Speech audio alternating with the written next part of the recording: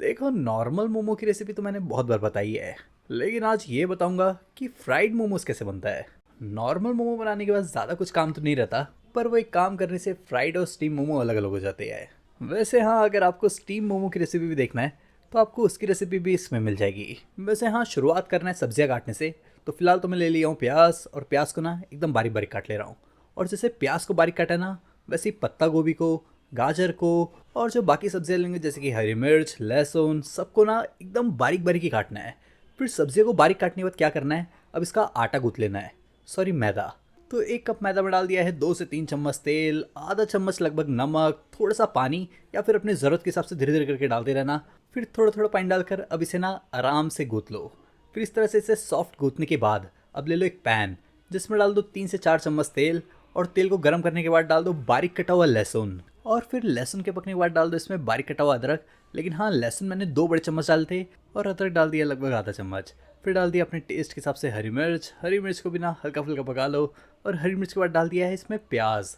प्याज भी देखो मैंने एकदम बारीक काट के डाला है। फिर प्याज को भी ना तब तक पका लो जब तक प्याज एकदम सॉफ्ट ना हो जाए। और फिर प्याज पकाने के बाद डाल दे रहा हूँ इसमें पत्ता गोभी, जिसे एकदम बारीक बारीक काट लिया था। और फिर पत्ता गोभी के बाद डाल दिया इसमें बारीक बारीक कटा हुआ गाजर।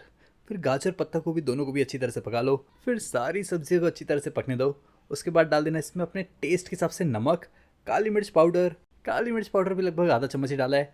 फिर इन सबको आपस में अच्छी तरह से मिला लो। और इन्हें मिलाने के बाद अब इसे ना ठंडा होने के लिए साइड में रख दो। और देखो, जब तक ये ठंडा हो रहा है तब तक क्या करना है कि जो मैदा को गूंथ लिया था, अब उसे बेलना है। तो देखो, सबसे पहले तो इसे दोबारा मसल लो, क्योंकि काफ़ी देर पहले इसे गूंथा था तो ये थोड़ा सा सख्त हो गया है।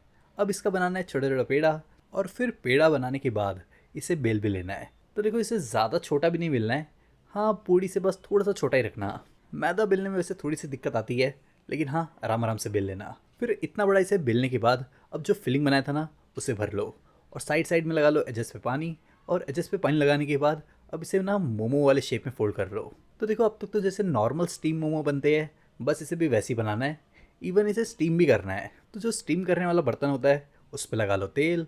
और तेल लगाने के बाद अब एक एक करके मोमो को इस पर रख दो। और फिर मोमो को इस पर रखने के बाद अब इसे कर लो स्टीम। तो देखो, अगर आपको सिर्फ स्टीम मोमो बनाना है तो आपका काम यहाँ तक ही होगा। और अगर आपको इसके आगे फ्राई मोमो बनाना है तो वीडियो को देखते रहो।